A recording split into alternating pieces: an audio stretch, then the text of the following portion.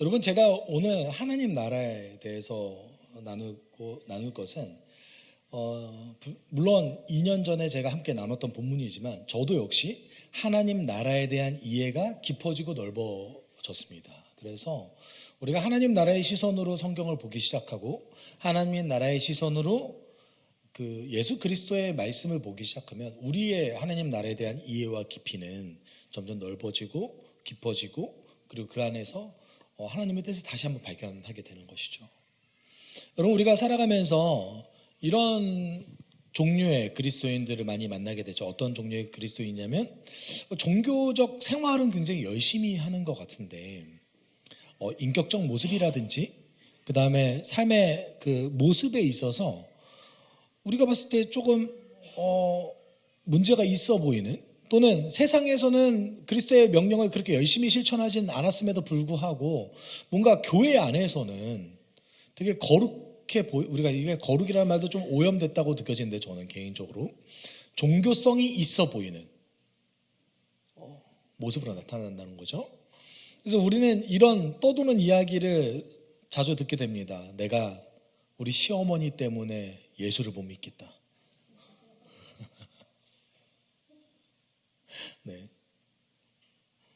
제가 사실은 그 표도 하나 가져오고 싶었던 것들이 뭐가 있었냐면, 한국을 대표하는 가장 포션을 많이 차지하는 종교가 제가 볼 때는 요새 세 가지, 물론 무속신앙을 제외하고요.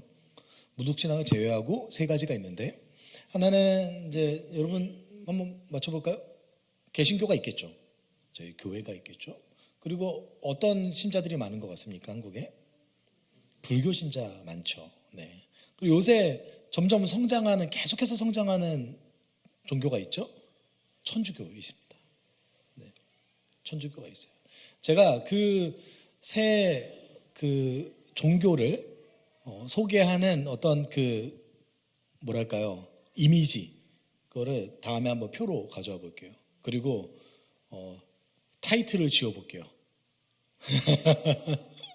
그걸 보시고 여러분이 나는 어딜 가고 싶다 얘기해 보십시오. 네. 여러분, 요즘 이런 현상들이 많이 발생하고 있습니다. 내가 성경에 얘기하는 것이 좋은 말인 거 알겠다. 그런데 그 성경을 믿는 사람들의 모습을 보니까 못 가겠다, 교회를. 네. 이런 이야기를 하는 분들을 종종 저도 만나게 됩니다. 네. 우리로서는 굉장히 가슴 아픈 일이죠. 네. 진리가 그들에게 전해지기도 전에 그 교회가 만들어낸 장애물 때문에 그 진리를 전파하지 못한다는 것은 굉장히 안타깝고 어려운 일인 것 같습니다. 근데 왜 그렇게 됐을까요? 저는 개인적으로는 그것이 한국교회 안에 있는 하나님 나라에 대한 이해의 부족이라고 보고 있습니다. 물론 하나님 나라에 대한 이해가 없다 하더라도 개인적인 성숙에 있어서 굉장히 성숙한 그리스도인들이 있습니다. 그런데 하나님 나라 안에서 예수께서 가르치셨던 이 하나님 나라라는 개념 안에서 믿음을 바라봤을 때 우리는 성경이 가르치는 믿음과 우리가 생각하는 믿음이 좀 다른 경향성이 있습니다. 여러분, 혹시 그 새롭게 하소서를 비롯한 주로 간증들을 좀 들으십니까? 간증의 주요 패턴들이 몇 개 있죠. 우리가 생각하는 간증의 주요 패턴들이 아마도 이런 간증을 많이 들으셨을 거예요. 안 그런 간증도 있어요. 네, 모든 간증이 전 나쁘다 얘기하는 거 아닙니까? 그리고 간증은 효과적이고 좋은 일이 있습니다. 다만 우리가 그동안 들어왔던 간증의 종류가 어떤 종류의 것이냐면, 내가 하나님 안에서 믿음으로 이렇게 살았더니 나에게 이런 결과가 일어났습니다 라는 간증을 많이 들어보셨을 거예요. 그렇죠? 네.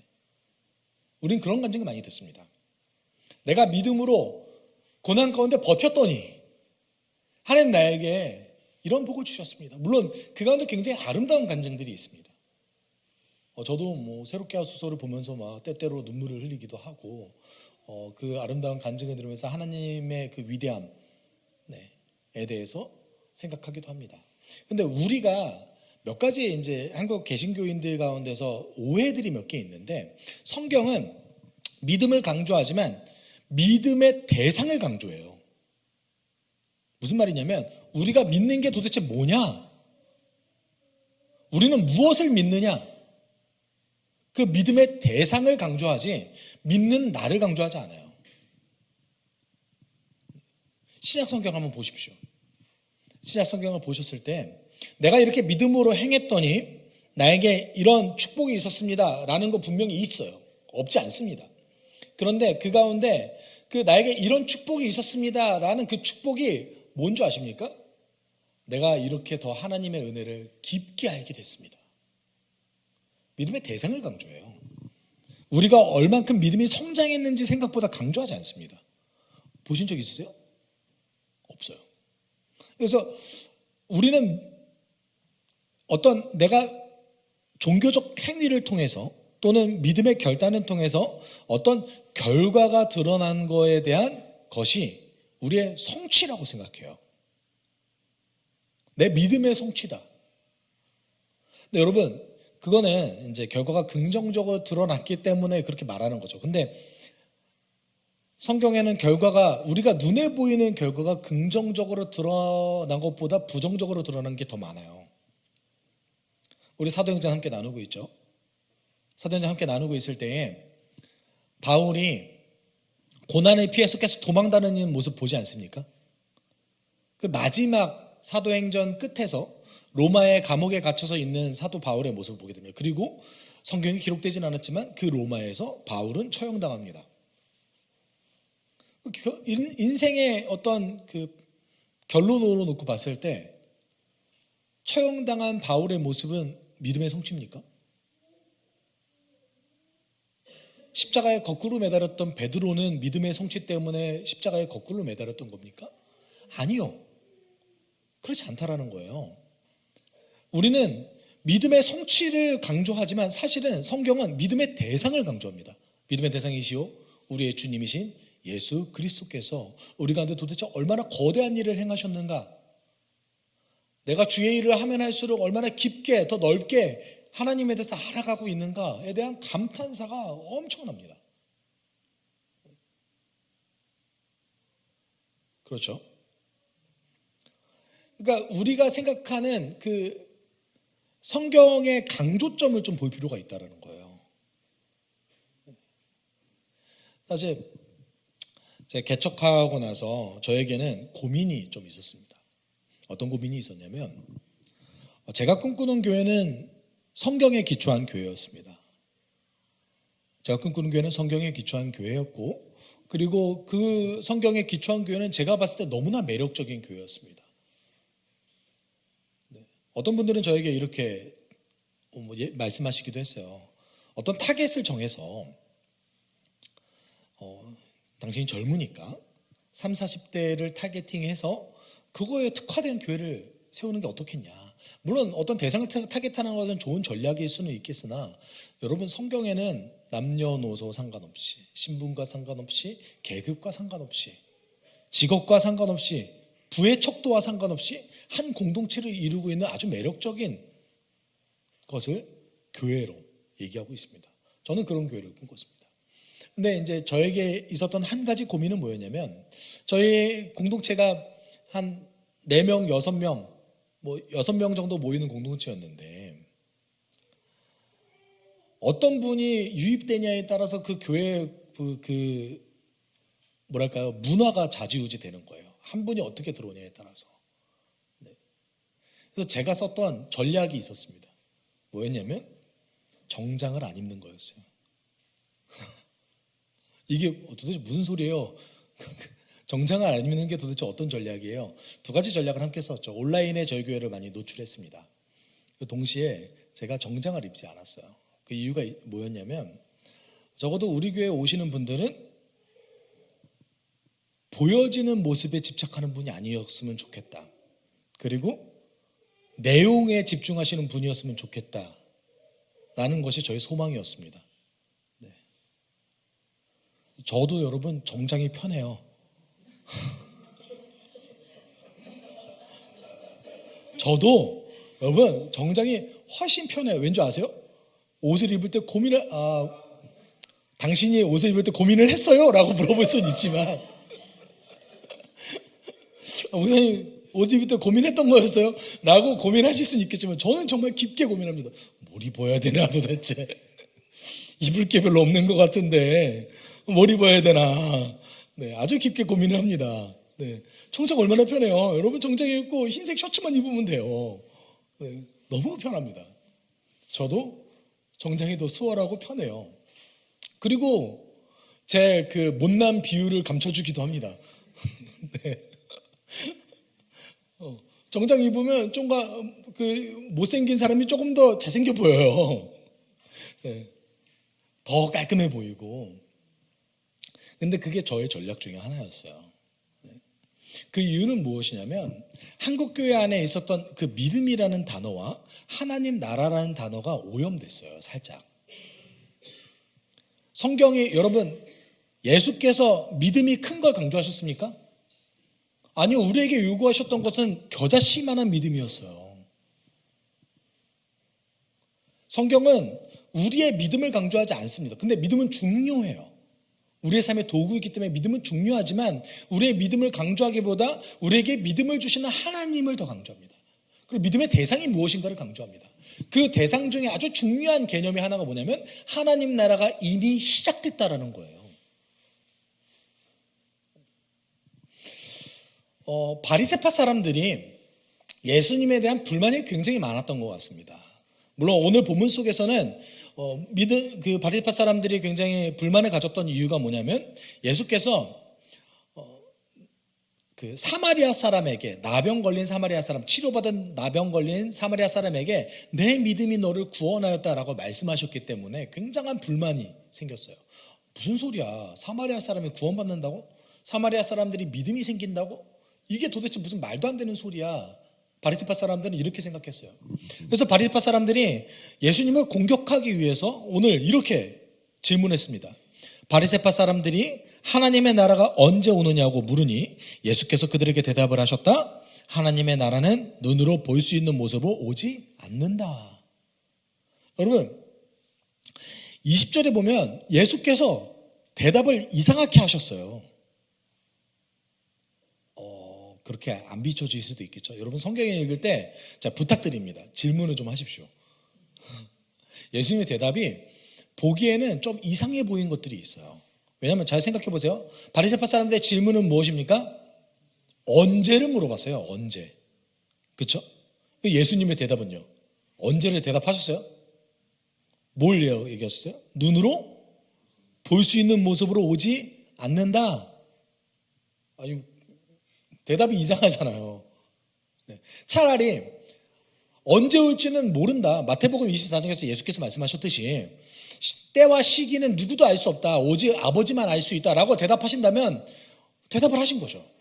그런데 이상하죠. 언제를 물어봤는데 눈으로 볼 수 있게 임하지 않아. 예수님 문해력이 좀 부족하셨을까요? 사실 예수님은 문해력이 부족해서 이렇게 질문에 대한 답을 잘 못하셨을까요? 이 바리새파 사람들의 질문 안에 무엇이 들어가 있냐면 언제 임합니까? 라는 것에 정확하게 언제를 물어본 게 아니라 사실은 하나님 나라가 임할 때에 어떤 표징이 있습니까? 어떻게 임하게 됩니까? 라는 질문인 거예요. 당신은 하나님 나라가 임할 때의 표징에 대해서 어떻게 생각합니까? 이 말은 어떤 의미를 갖고 있냐면 그 바리새파 사람들은 하나님 나라가 임하게 되는 그 과정 가운데 그 우리가 눈으로 확연하게 볼 수 있는 하나님께서 주시는 표징이 있다고 믿었어요. 여러분 이것은 맞을까요? 틀릴까요? 맞을까요? 틀릴까요? 하나님 나라가 임하기 전에 하나님이 보여주시는 표징이 있을까요? 없을까요? 있어요. 있어요. 이건 맞는 말이에요. 그리고 어떤 의미에서는 이 질문도 정당할 수 있습니다. 문제는 이 질문이 공격하기 위한 질문이었다는 거예요. 여기서 얘기하는 그 하나님 나라가 아마 두 가지로 요약할 수 있을 것 같아요. 두 가지의 선택지가 있습니다. 물론 그걸 하나로 볼 수도 있습니다. 하나는 로마 식민 통치에서 독립한 다윗 왕국으로서의 이스라엘을 얘기하는 걸 수도 있어요. 여기서 얘기하는 하나님 나라는. 실제로 그 유대인 역사 가운데 마카비 혁명이라는 일이 일어났습니다. 마카비 혁명이 뭐냐면 마카비라는 사람이 마카비 유다라는 사람이에요. 마카비 가문의 유다라는 사람이 그 식민 통치 안에서 혁명을 일으켜서 하스모니안 왕조를 일으켰어요. 그러니까 유대인의 독립국가를 형성했어요. 근데 이 사람이 문제가 뭐였냐면 레위 지파 사람이었어요. 그래서 율법학자들과 특별히는 이제 나중에 그 광야로 도망가서 숨어 지내게 되게 되는 그 에세네파 사람들이 이 하스모니안 왕조를 하나님의 말씀의 성취라고 인정하지 않았어요. 그럼 여기 바리새파 사람들이 얘기하는 거는 이렇게 유대인들만의 독립국가를 얘기하는 것이 아니라 다윗처럼 유다 지파를 계승한 사람이 일어나서 율법이 지켜지는 나라를 꿈꿨던 거죠. 이게 첫 번째일 수도 있고요. 두 번째는 종말에 임할 하나님 나라를 말하는 거일 수도 있습니다. 특별히 요엘서에서 얘기하는 그 주의 날을 얘기하는 거일 수도 있어요. 근데 제가 개인적으로 봤을 때는 표징을 물어본 거로 봤을 때는 주의 날을 얘기한 것 같아요. 예수께서 주의 날이 언제 임합니까? 하나님 나라 언제 임합니까? 라는 질문에 이렇게 대답하셨어요. 하나님 나라는 눈으로 볼 수 있는 모습으로 오지 않는다.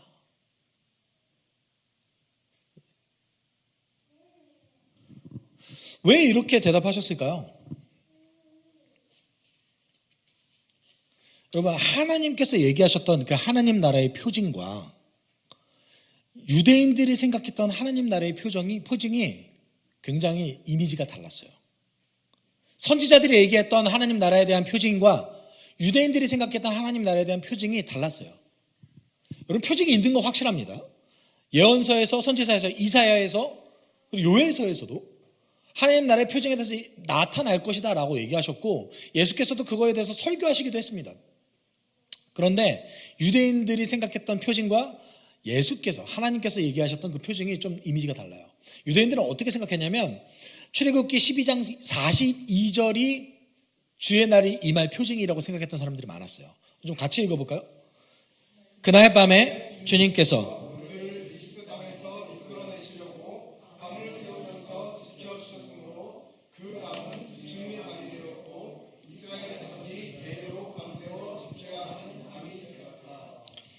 어떤 일이 일어날 거라고 생각했냐면, 여러분, 이게 이제 6월절 날에 장자의 죽음, 마지막 이집트에 있었던 10번째 재앙이었던 장자의 죽음을 비켜가게 했던 그 일과 비슷한 일이 또 한 번 일어날 거다.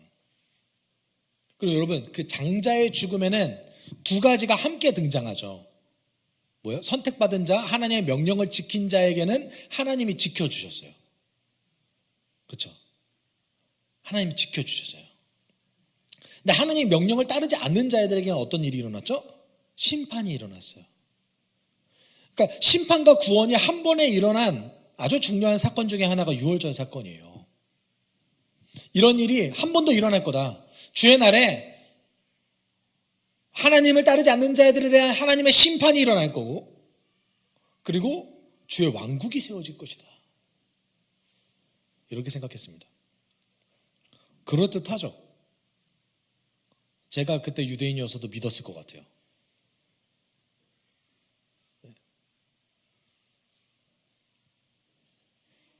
제가 그때 봤어도 믿었을 것 같아요. 근데 예수께서는 이걸 반대하신 거예요. 눈으로 볼 수 있게 임하지 않는다. 하나님 나라가 임하는 거는 눈으로 볼 수 있게 임하지 않는다. 그러면서 뭐라고 말씀하셨어요? 21절 이렇게 말씀하셨어요. 같이 읽어볼까요? 또 보아라, 여기에 있다. 또는 저기에 있다.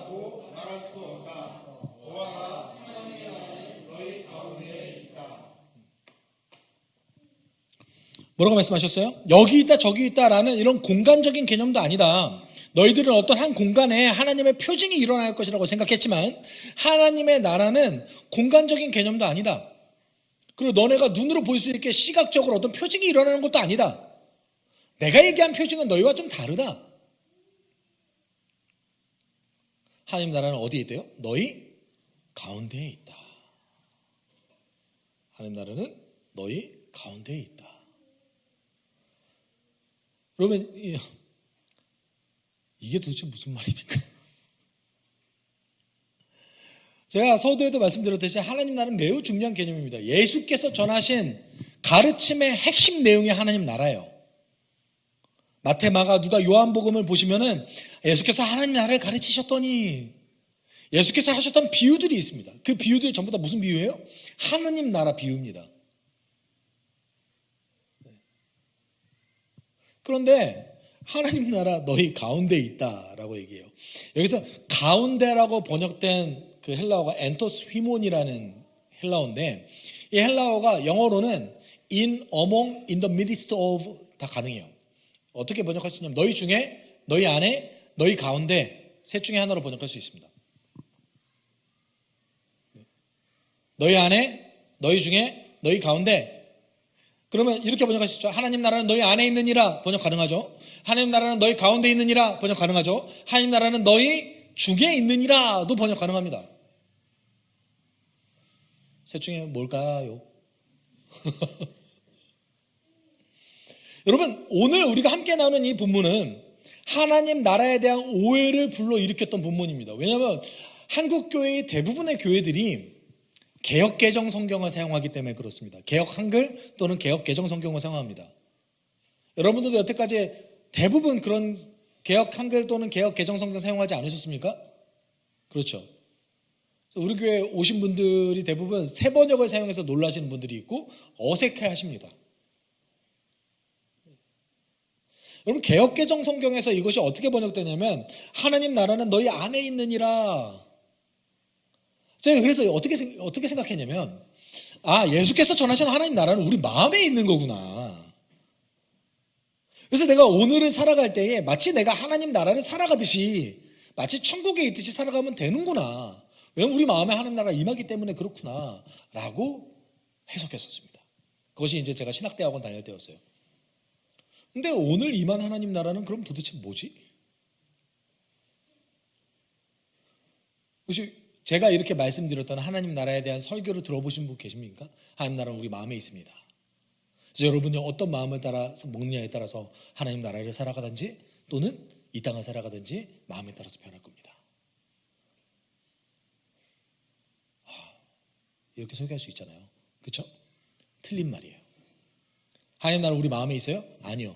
아내라고 번역한 것이 잘못된 번역이에요. 엔토스 휘몬이라는 이 헬라어는 성경 안에서 인으로 쓰인 적이 없어요. 뭐뭐 아내로 번역된 적이 없어요. 그러니까 문법적으로 그렇게 가능하나 여러분 생각해 보십시오. 하나님 나라는 너희 안에 있느니라 라고 대답하셨어요. 예수께서. 그러면 누구 안에 있다라는 거예요? 바리새파 사람들의 안에 있다라는 거잖아요. 그러면 예수를 공격하기 위해서 질문했던 그 바리새파 사람들의 마음 안에 하나님 나라가 임한 겁니까? 하나님 나라가 우리 마음 가운데 임하기 위해서 예수를 공격해야 되는구나. 이렇게 해석해야 되는 겁니까? 저희는 그러면?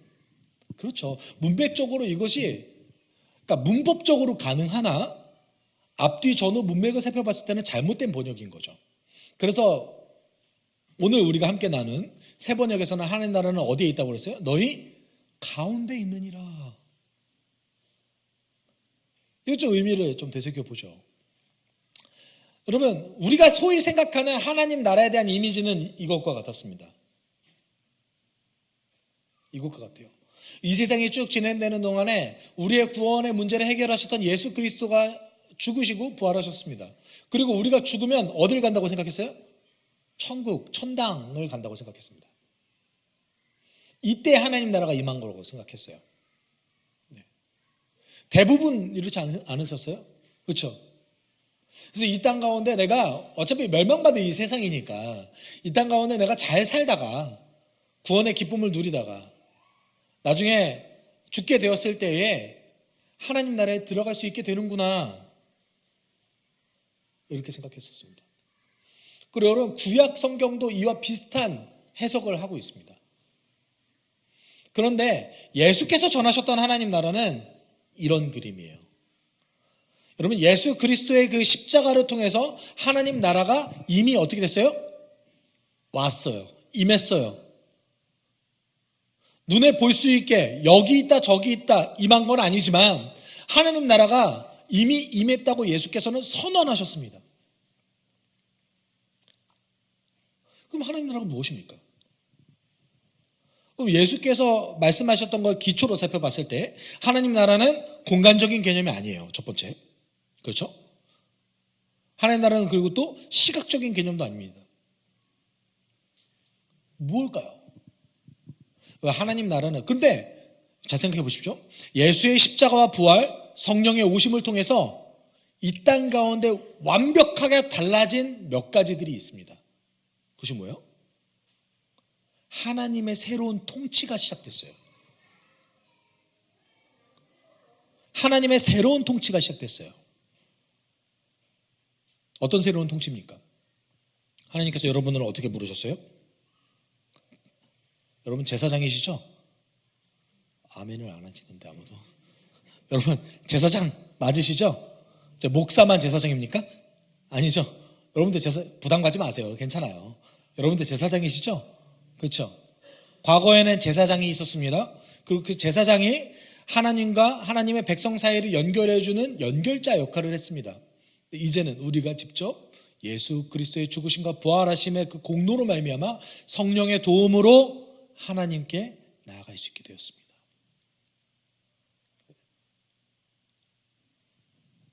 하나님의 새로운 통치가 예수 그리스도의 오심으로 시작됐습니다. 하나님 나라는 눈에 보이지 않아요. 여기 있다 저기 있다 할 수도 없습니다. 다만 예수님을 통해서 이 땅 가운데 어떤 통치가 새로운 통치가 시작되었습니다. 그리고 새로운 통치는 우리의 삶에서 하나님 나라의 특징으로 드러납니다. 예를 들어 보죠. 여러분 그 마태복음 13장에 등장하는 하나님 나라 비유들이 있습니다.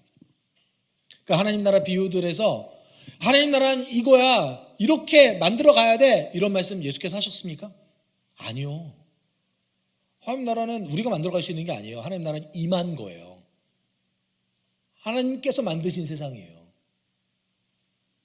여러분 마치 하나님 나라 우리가 만들어 갑시다. 하나님 나라 우리가 확장합시다 라는 말은 어떤 말과 같냐면 하나님께서 만드신 이 세상을 우리가 다시 만들어 갑시다. 하나님께서 만드신 이 세상을 우리가 확장해 갑시다. 어떻게 해요? 창조할 수 있어요? 못하잖아요.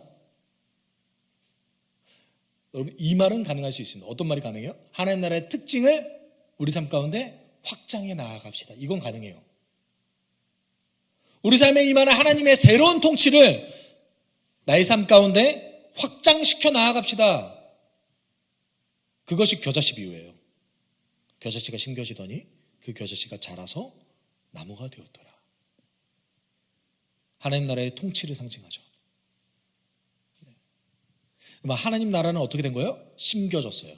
이미 임했어요. 씨 뿌리는 자의 비유 볼까요? 씨는 이미 뿌려졌어요. 하나님 나라는 이미 임했어요. 근데 우리의 반응에 따라서 그 씨가 열매에 맺어서 자라느냐 아니면 죽느냐. 하나님 나라는 이미 임했지만 우리 눈에 볼 수 있고 우리 눈에 나타낼 수 있는 어떤 그 요소는 하나님의 새로운 통치가 우리 가운데 성취되면 우리가 확인할 수 있어요.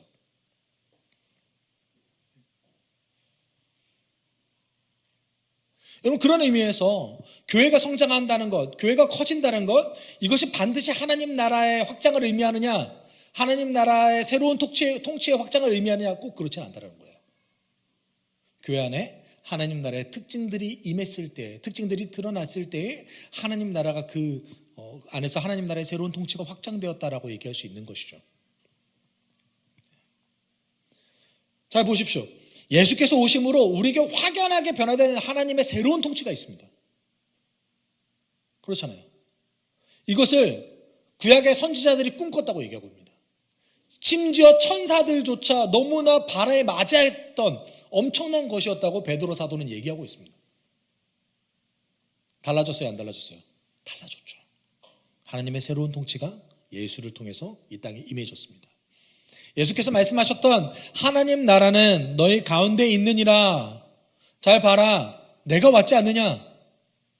이사야 선지자가 얘기했듯이 포로된 자가 자유되고 눈먼 자가 눈뜨게 되고 그 표징들을 너가 볼 수 있지 않느냐?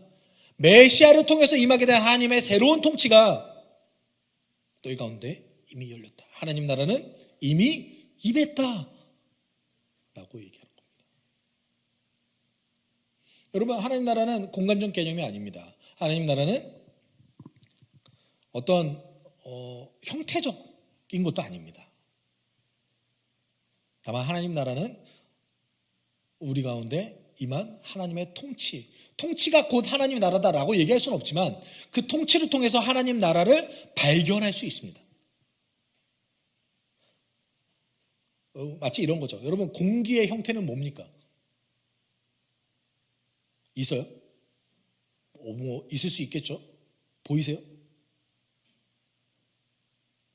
근데 우리가 발견하죠. 없습니까? 없다고 누가 얘기할 수 있어요? 그렇죠? 혹시 자신 있게? 저는 공기가 없다고 생각합니다. 네. 우리 눈에 볼 수 없고 우리에게 형태가 명확하진 않지만 존재하는 것들이 있죠. 하나님 나라는 그것과 비슷해요. 그런데 그것의 특징들이 드러났을 때 우리는 하나님 나라를 발견할 수 있게 되잖아요. 세상에 그런 것들이 너무 많죠. 근데 우리는 하나님 나라를 오해해서 우리 가운데 뭔가 다른 것이 드러났을 때, 열매가 드러났을 때, 성취가 드러났을 때 하나님 나라가 임했다고 착각하는 경향성이 있습니다.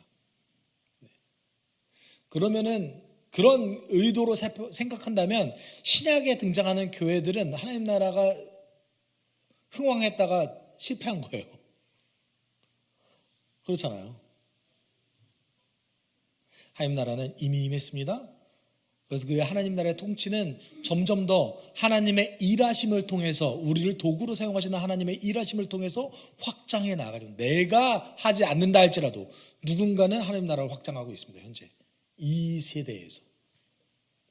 그건 오직 하나님만 하실 수 있는 일입니다.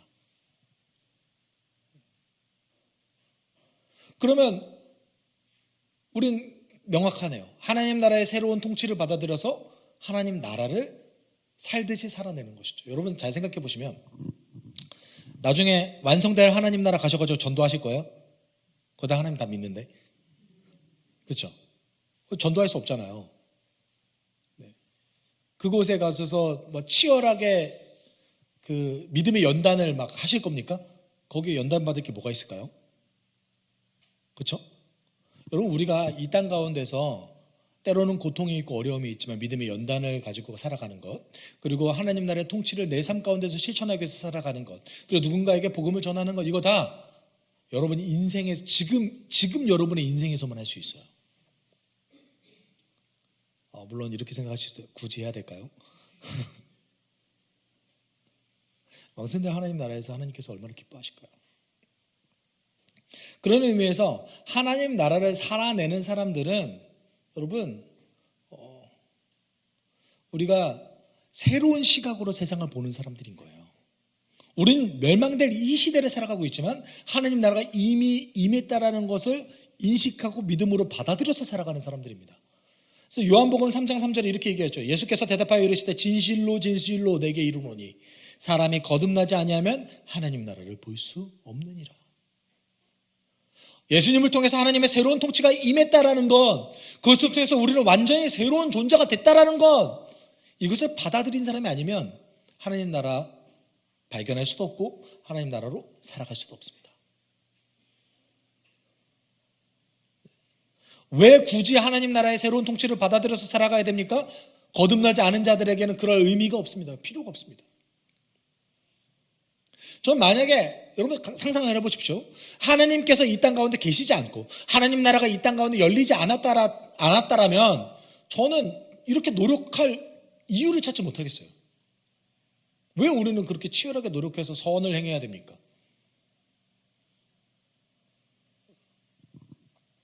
고린도서 5장 17절에 바울은 이렇게 선언하죠. 우리 같이 읽어볼까요? 누구든지 그리스도 안에 있으면 그는 새로운 피조물입니다. 우리는 완전히 새 것이 되었다고 얘기합니다. 그러기에는 새 것이 아닌 것 같은데 라고 저는 종종 생각할 때도 있지만 우리는 새 것이 되었대요. 왜요? 하나님 나라의 새로운 통치가 내게 이미 임했다라는 것을 믿음으로 받아들인 자들이기 때문에 그래요. 지금도 성령께서 내 옆에서 돕고 계시다. 우리 그거 얘기하잖아요. 근데 기억하셔야 돼요. 성령은 우리를 돕는 분이지 우리 대신 일하지 않으세요. 그렇죠? 바울에게 성령께서 말씀하셨어요. 근데 성령이 마케도냐로 바울 대신 가셨습니까? 저도 가끔은 성령께서 설교문을 좀 써주셨으면 좋겠다 라는 생각을 조금 합니다. 얼마나 좋을까요? 너무 좋잖아요. 하나님의 뜻이 내 이렇게 얼마나 행복할까. 한 번도 그런 적이 없으세요. 왜냐하면 성령께서는 저를 이용하셔서 저를 도우시지 저 대신 설교문을 써주시는 분이 아니에요. 근데 우리는 하나님 나라를 살아낼 때 마치 성령께서 우리 대신해서 일해달라고 생각하면서 기도할 때가 많아요. 여러분 그렇게 기도하시죠? 네, 그럴 때가 많아요. 하나님 나라를 살아낸다는 것은 내가 오늘 하나님의 새로운 통치가 있다라는 것을 믿고 그 새로운 통치대로 살아가기 위해서 진실하게 노력하는 자들을 뜻합니다. 완벽할 뜻하는 거 아니에요. 완벽했으면 성령께서 도우실 필요가 없죠. 천천히 한 스텝 우리의 보조를 맞춰주는 성령의 도움을 따라서 하나님의 새로운 통치를 받아들여서 살아가는 것, 완전히 새로운 피조물로서 살아가는 것, 이것을 뜻하죠. 그럼에도 불구하고 우리는 옛것이 남아있어서 계속해서 우리를 공격해요. 그것을 우리 고난주간 설교회 때 죄의 법에서 나누지 않았습니까? 네. 그러니까 도움이 필요하다는 걸 인정하죠. 그렇지만 우리가 해야 될 걸 하는 거예요. 그런 삶을 살았을 때 우리는 어떤 삶을 삽니까? 아까도 제가 말씀드렸죠. 우리가 믿음의 성장에서 이만큼의 성취가 있었습니다. 이걸 강조하게 될까요? 아니요. 우리 하나님 자랑하게 돼요.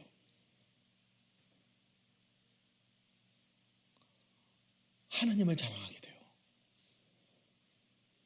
여러분 빌립보서 2장 9절에서 11절까지 이렇게 얘기하고 있죠. 그러므로 하나님께서는 그를 지극히 높으시고 모든 이름 위에 뛰어난 이름으로 그에게 주셨습니다. 그래야 하늘의 땅과 위의 땅 아래에 있는 모든 것들이 예수의 이름 앞에 무릎을 꿇고 모두가 예수 그리스도는 주님이시라고 고백하여 하나님 아버지께 영광을 돌리게 하였습니다. 하나님 나라를 살아내는 자들은 내 믿음의 결과로서 하나님께서 이렇게 많이 축복해 주셔서 감사하죠. 감사하지만 동시에 내가 알아가니까 하나님을 자랑하게 됩니다.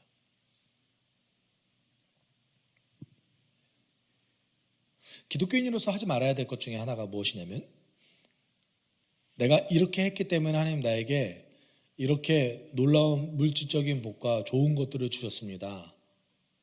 어떤 결과를 자랑하는 것을 하지 말아야 됩니다. 다만 자랑할 것이 무엇입니까? 십자가의 도를 자랑해야죠. 내 삶의 어떤 열매와 결과와 물질을 자랑하는 것이 아니라 내가 그 과정을 통해서 하나님을 더 깊이 알아가고 하나님이 어떤 분이신지 이해하게 되었습니다. 이걸 자랑하는 것이죠. 네. 우리는 예수를 자랑하는 거지 우리 믿음을 자랑하는 자들이 아니에요.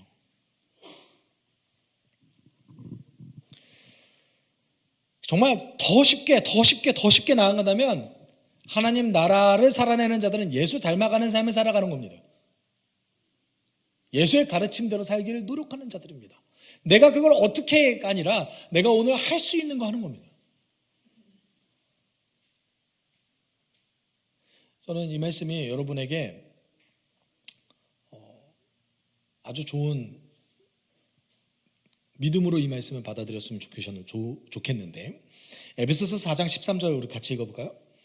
그리하여 우리 모두가 하나님의 아들을 믿는 일과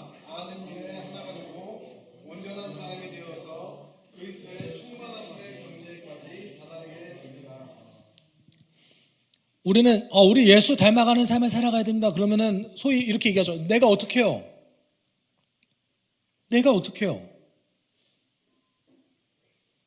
아니요. 우리 하나님께서 약속하셨어요.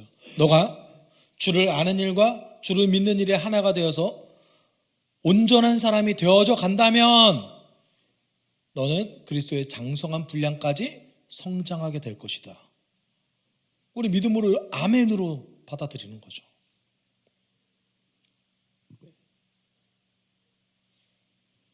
여러분, 하나님 나라를 살아내는 자들은 하나님 나라의 굉장히 놀라운 깊이와 새로운 통치를 계속해서 발견하는 자들입니다. 하나님 나라는 천국 가서 나중에 죽어서 가는 천국이 아니에요. 하나님 나라는 이미 임했어요. 하나님께서는 여러분을 지금 이 순간에도 새로운 질서를 가지고 통치하고 계십니다. 성령께서는 그 통치를 돕고 계십니다. 우리가 그것을 받아들이고 살아간다면 우리는 계속해서 성장하지 않을 수 없는 것이죠. 우리 같이 기도했으면 좋겠어요.